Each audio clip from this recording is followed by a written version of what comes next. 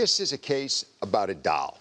Mr. Kopler, you were suing your former friend, Mr. Cicero, for the return of money that you paid him to buy a collectible doll that he bought but never gave to you.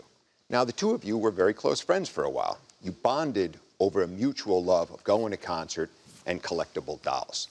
Yes. You, sir, Mr. Kopler, learned that a Little Mermaid doll was coming on the market and you needed your friend's help to buy you that doll. You gave him the money, $163. He bought the Little Mermaid doll, but he never delivered it to you, despite repeated attempts. You feel you have no choice but to sue him for the cost of the doll plus emotional distress of, I think, $237. Now, you, Mr. Cicero, say you were doing him a favor buying the doll, yet he was taking his sweet time paying you back the $163, so you weren't exactly being too helpful in getting him the doll as quickly as you could.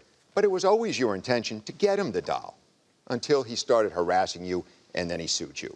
Correct. Furthermore, you claim that you had paid for a number of expenses for him over the course of your friendship, concerts, dolls, going to dinners, that he never paid you back for. So you are suing him by way of a countersuit for $985. Correct. Now, Mr. Kopler, let's start with you. Tell me about your relationship with Mr. Cicero before this doll episode.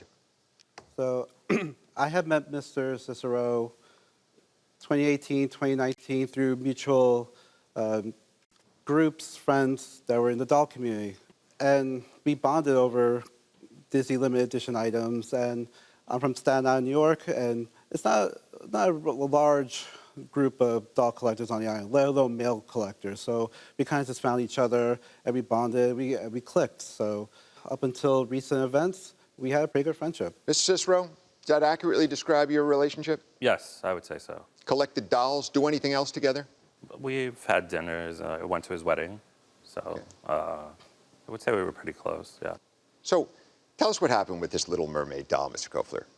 So in November, this doll was coming out, and my husband was taking me on an anniversary cruise. The week it was coming out. So I had asked Mr. Cicero if he could get the doll for me, and I would pay him back when I got back. When he confirmed that he had the doll in possession, I sent him the first 100 within the first couple of days. Took me a little bit, but I did pay off the doll in early January of this year. Now, Mr. Cicero, when you paid for the doll, you had to lay out the money for it? Yes, I paid out of pocket for the doll. So this doll, actually, I was going to surprise Andrew. I had been able to get him the more limited edition version of it that was only available in California, and I was going to charge him the regular price.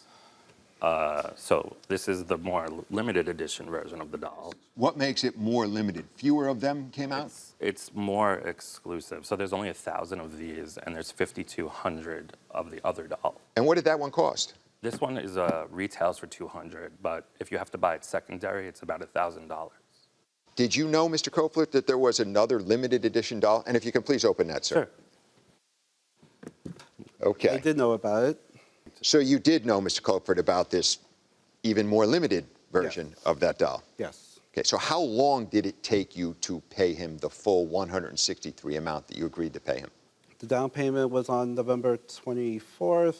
I paid it off fully on January 3rd. Okay. So a little over a month. Yeah, you can close the cover of the doll, Mr. Cicero. Sorry. Thank you. No problem. So it took you some time to pay the final amount? Yes. Right? And once you paid the final amount, what efforts did you make to get the doll?